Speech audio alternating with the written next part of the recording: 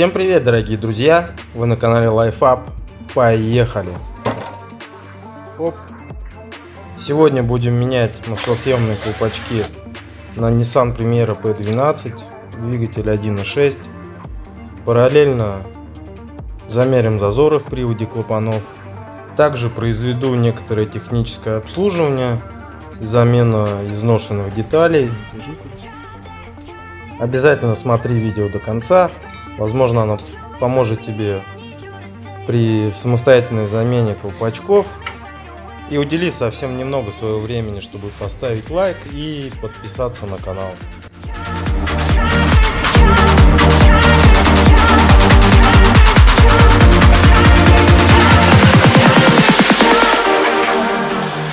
Всем привет, дорогие друзья! Вот и настал тот момент, когда можно уделить немного времени своему авто. И сегодня предстоит следующее: замена маслосъемных колпачков. Двигатель прошел уже более 260 тысяч. Присутствует небольшой расход в районе 1 литра от замены до замены. Это небольшой расход, но все же. Попутно проверим зазоры в приводе клапанов.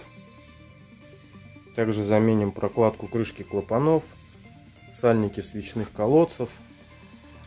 В первую очередь снимем аккумулятор и декоративный кожух. Хоп. Видно, откуда-то гонит масло. Пока не могу понять, откуда. Или из-под крышки заливной.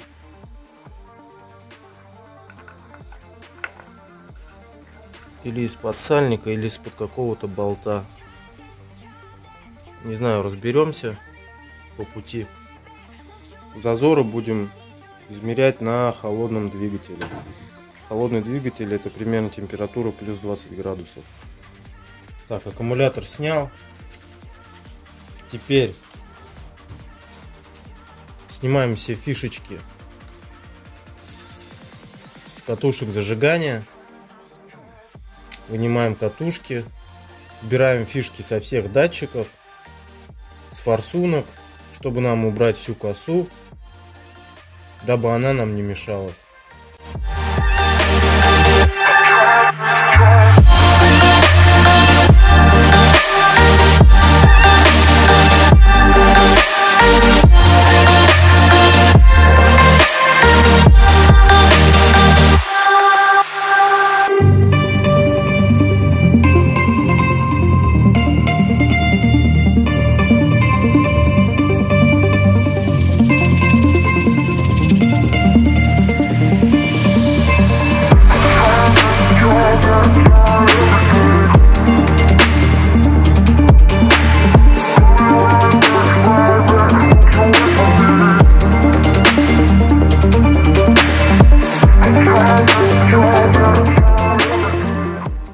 Выкручиваем свечи.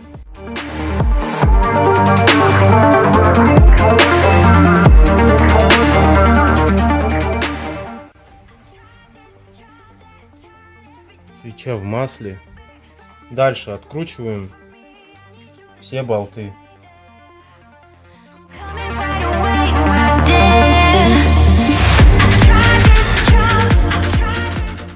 Теперь необходимо подцепить крышку клапанов и сдернуть ее. Но так как она сидит на герметике, возможно, это будет не совсем просто.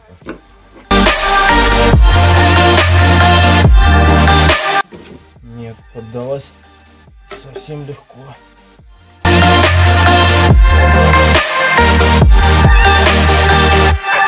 Теперь необходимо установить первый цилиндр в верхнюю мертвую точку.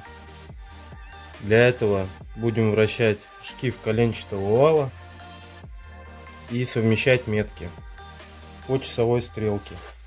Головкой на 27 и по часовой стрелке вращаем. Совмещаем метки.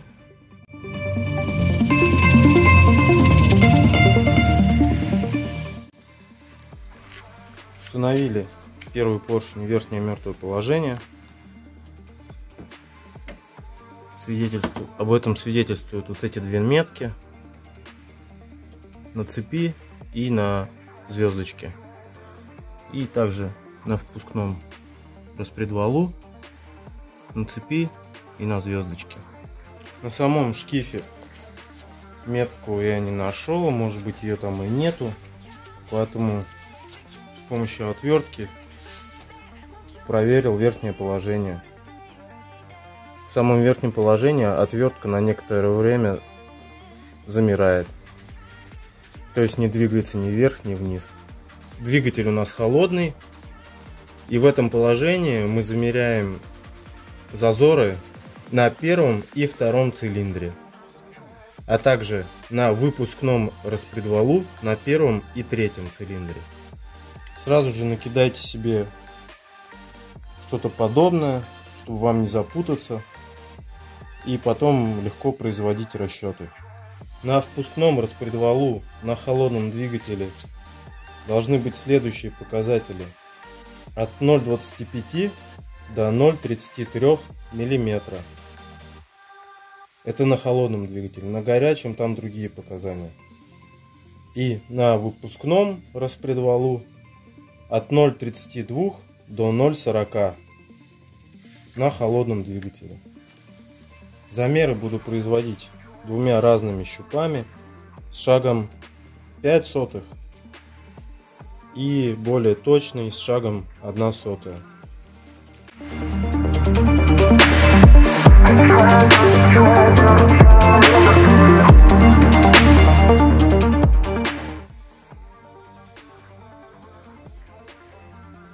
Ноль 0,28. Пишем.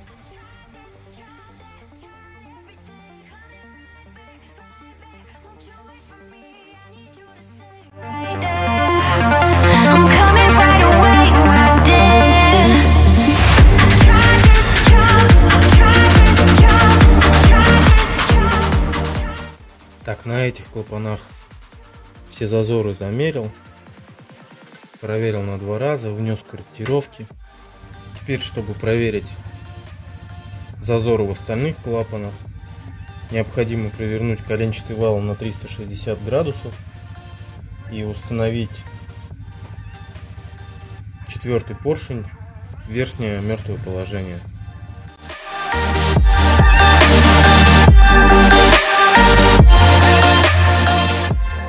Опять же проверим с помощью отвертки. Теперь замеряем зазоры в 3-м, 4-м впускном и 2-м и 4-м выпускном.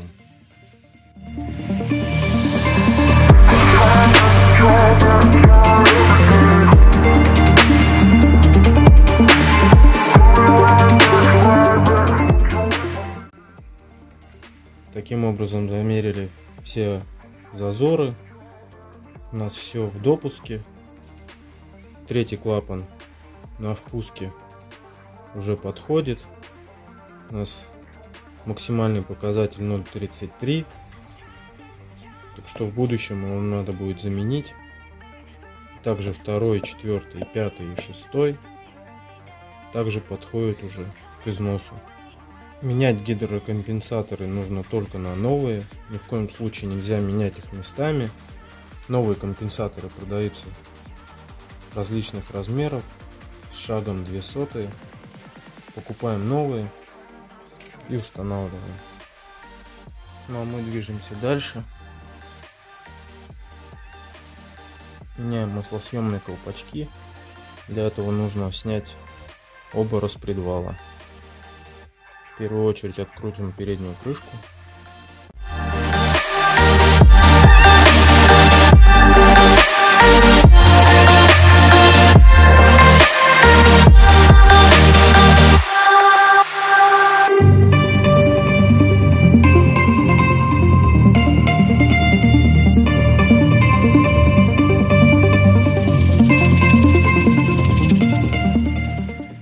Так, все болты выкрутили. Теперь необходимо снять крышку. Она сидит на герметике. Если это делаете с помощью отвертки, как я, делайте это очень аккуратно, чтобы не повредить привалочную поверхность и не расколоть саму крышку.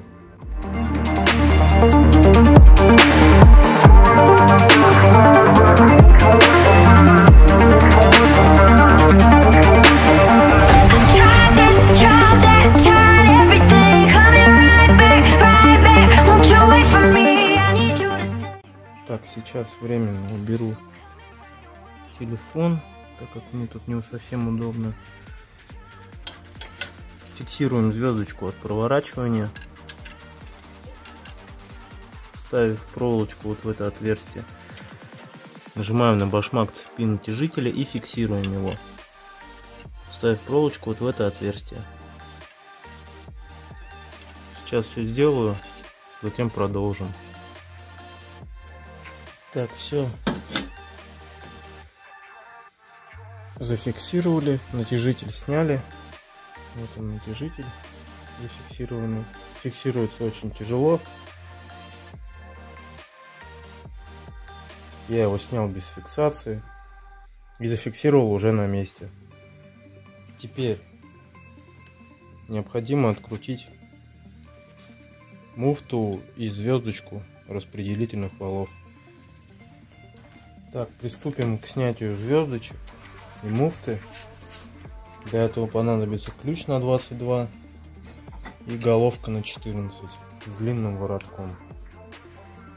И сразу позаботимся о фиксации цепи, чтобы после снятия звездочек она у нас не ускочила вниз и не слетела с нижней звездочки. Тогда придется снимать весь лоб, заново выставлять метки на цепи.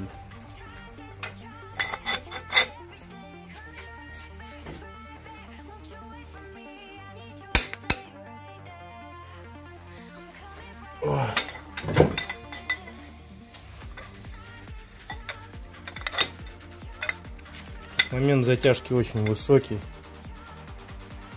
поэтому немалые усилия придется приложить.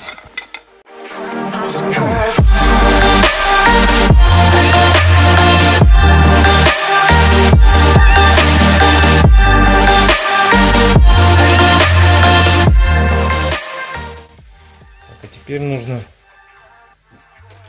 аккуратно снимать звездочку и следить, чтобы цепочка не убежала.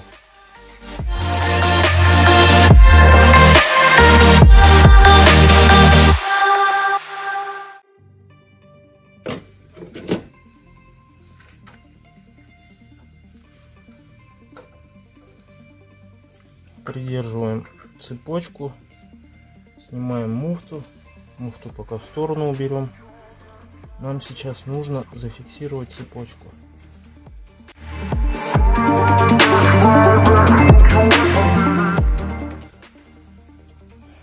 Все, я думаю, она никуда не денется.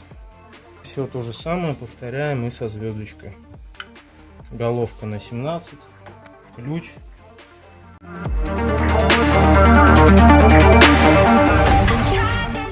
И длиннючий вороток.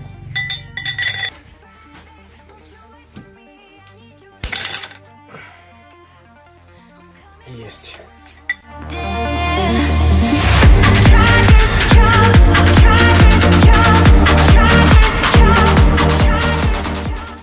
Опять же удерживаем цепочку и снимаем звездочку.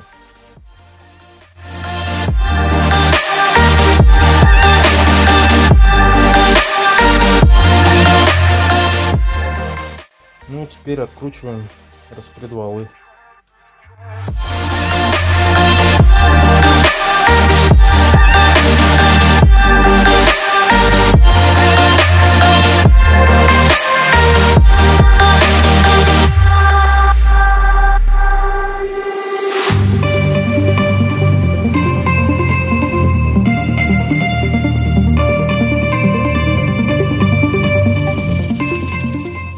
Сразу раскладываем коромысла в порядке их снятия.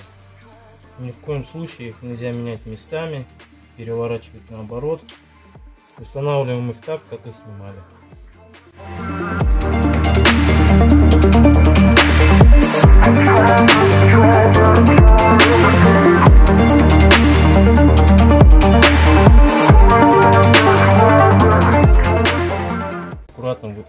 начинаем распред волны.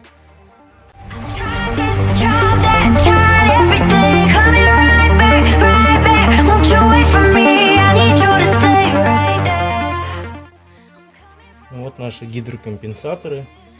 И в дальнейшем, если вы регулируете зазоры клапанов, извлекаем необходимый нам гидрокомпенсатор и измеряем его толщину с помощью микрометра. И по формуле вычисляем толщину нового гидрокомпенсатора. Сейчас будем извлекать гидрокомпенсаторы и располагать их в точно таком порядке, как они сейчас стоят. И устанавливать будем в том же самом порядке. Менять их местами недопустимо. Вот они легко извлекаются. На каждом гидрокомпенсаторе есть своя маркировка, которая обозначает его толщину.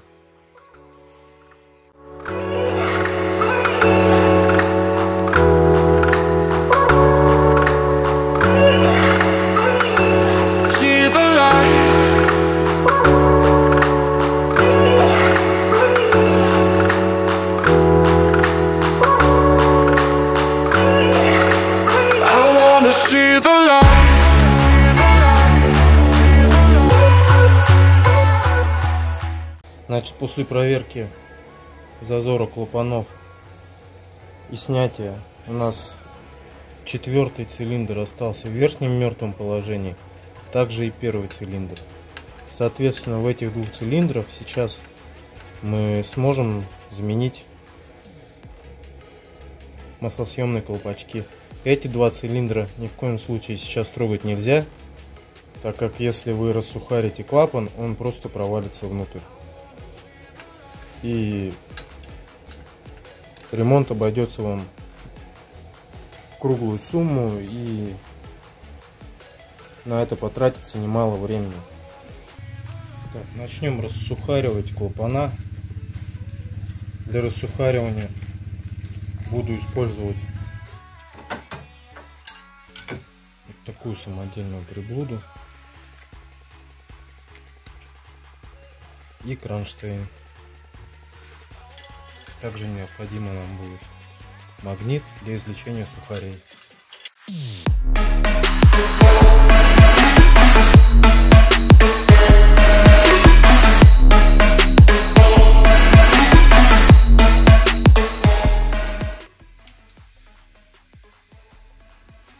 Снимаем тарелку и саму пружину. Сразу же рассухарим второй клапан.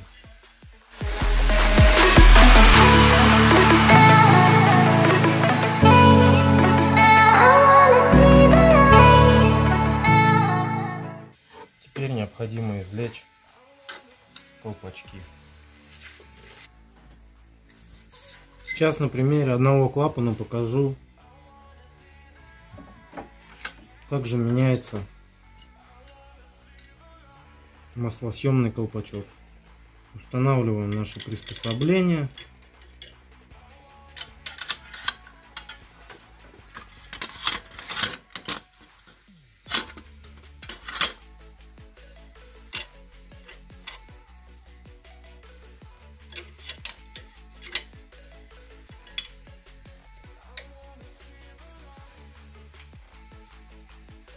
Сразу подготовим магнит.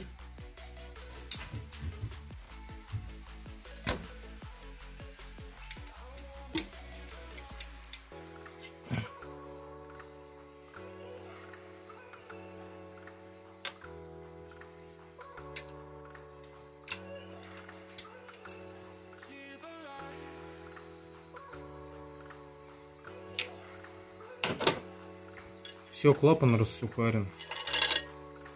Извлекаем тарелку клапана и пружину. Есть специальное приспособление для снятия сухарей, но у меня такого нету, поэтому буду извлекать плоскогубцами.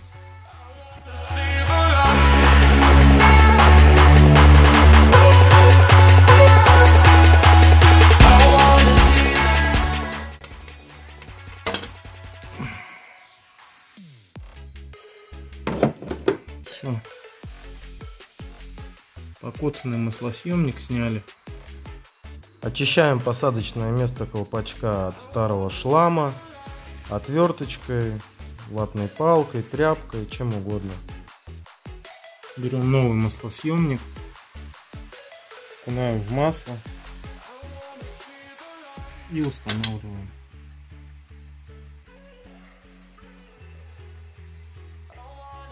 Выпрессовывать буду с помощью длинной головки на 7.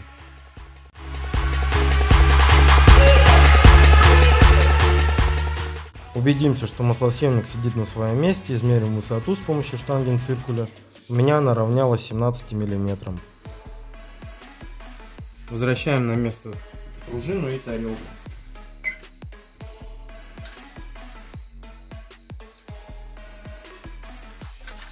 Устанавливаем приспособление. Берем сухарь.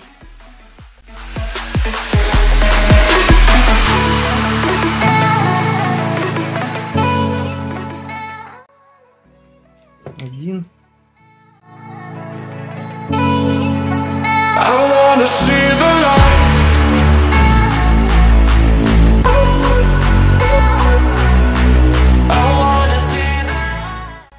И второй.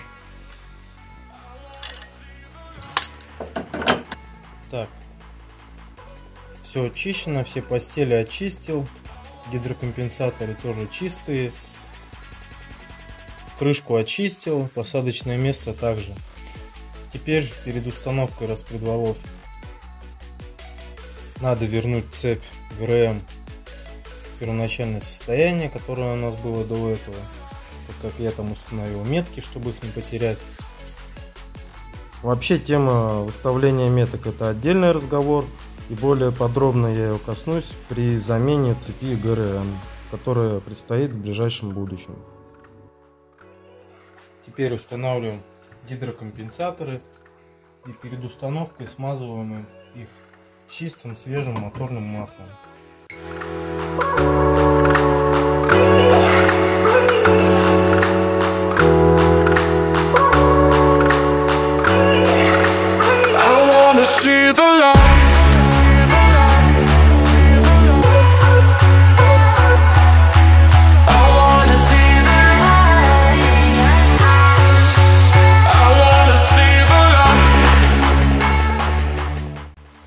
Теперь устанавливаем распредвалы.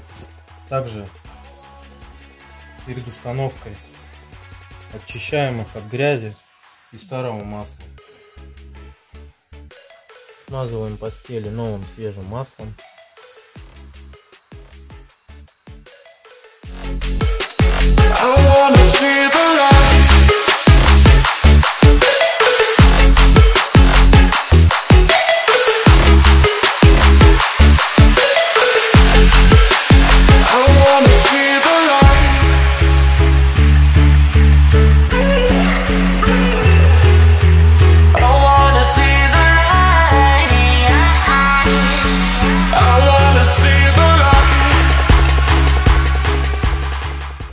Теперь все коромысла также очищаем от грязи и смазываем свежим маслом.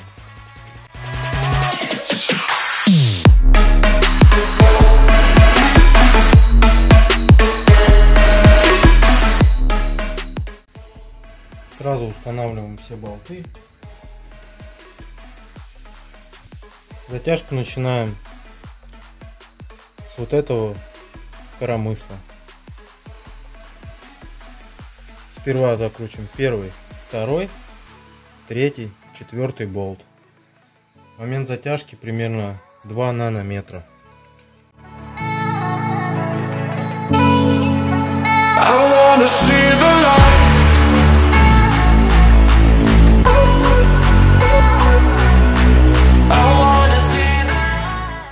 Дальше затягиваем первый, второй, третий, четвертый. Момент затяжки примерно 5-6 нанометров.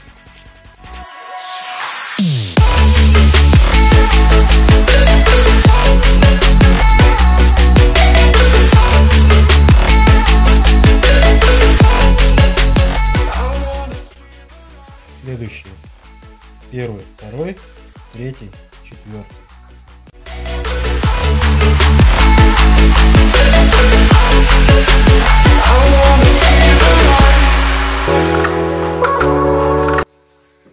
Следующий: первый, второй, третий, четвертый.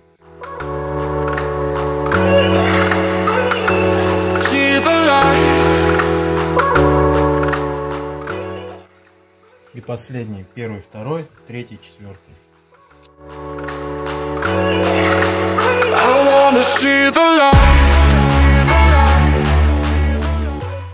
Теперь нам снова надо будет протянуть в таком же порядке все болты с усилием от 9 до 12 нанометров. Но если нет динамометрического ключа, делаем это все, можно сказать, на глаз. Тут главное не переборщить, иначе резьба с головки блока цилиндров сорвется и останется на болте. У меня уже была такая ситуация, очень неприятная. Поэтому тут главное не переборщить. В той же последовательности.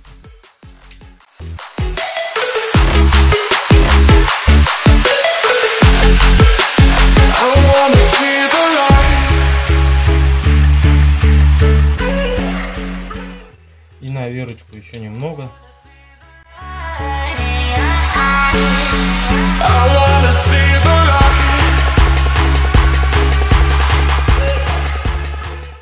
Так, с этим все. Теперь будем устанавливать звездочки. Но прежде чем я буду устанавливать звездочки, я установлю топливную рампу, чтобы потом не возиться с ней. Я снимал форсунки, мыло в Димексиде. Смотрите, какой ярко-красный раствор получился. Стояли, наверное, часа 2 на батарее.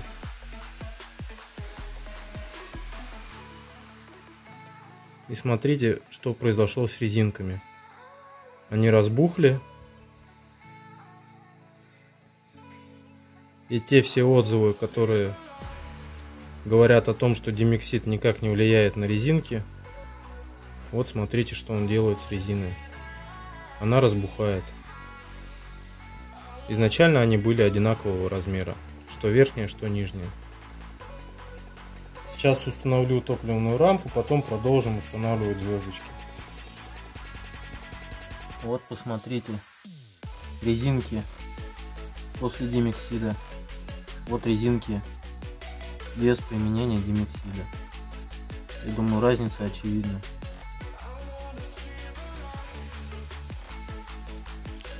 Вот новые резинки.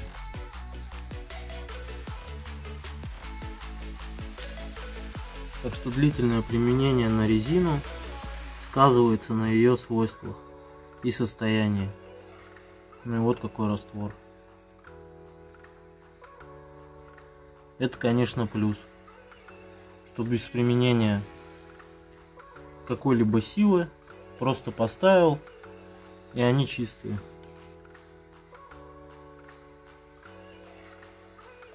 Сейчас обработаю это все карбер-клинером и установлю на место.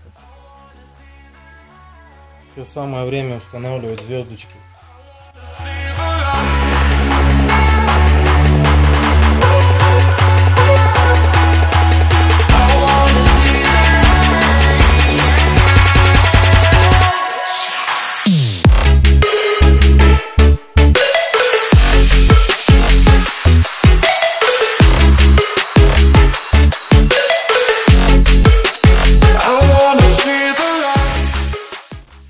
Так, помучился, но все-таки установил, затянул звездочки.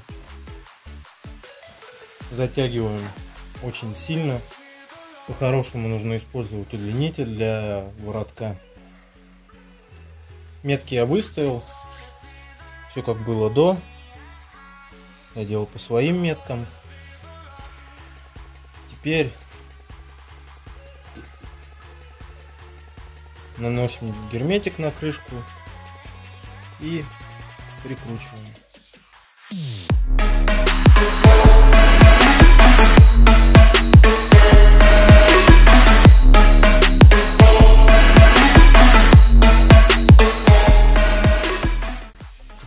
ставим новую прокладку на крышку клапанов. Новые сальники я купил. И устанавливаем.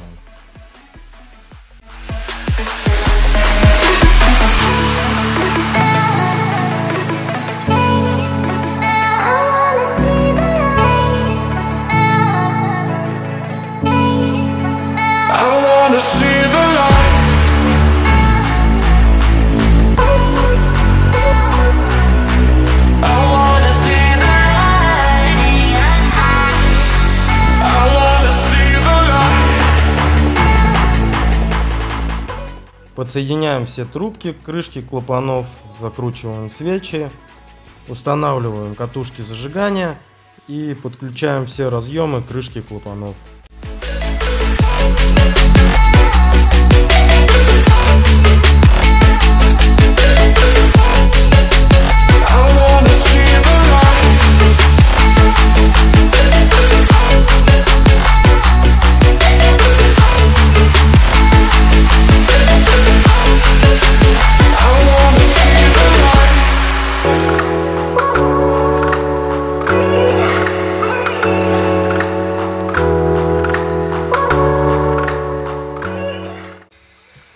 Что, с Богом?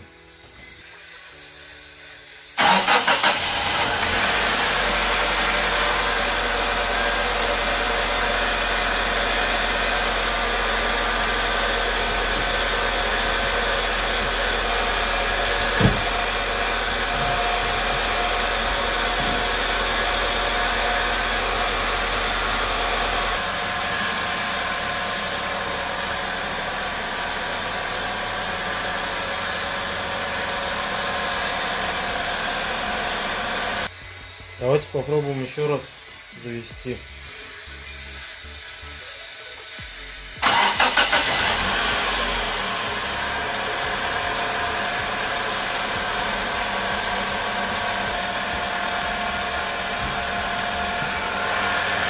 Все работает четко.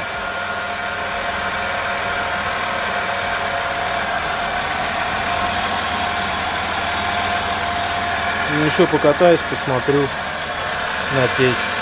Пока течи не видно. Все, друзья, всем большое спасибо. Подписывайтесь на канал, ставьте лайки, пишите комментарии.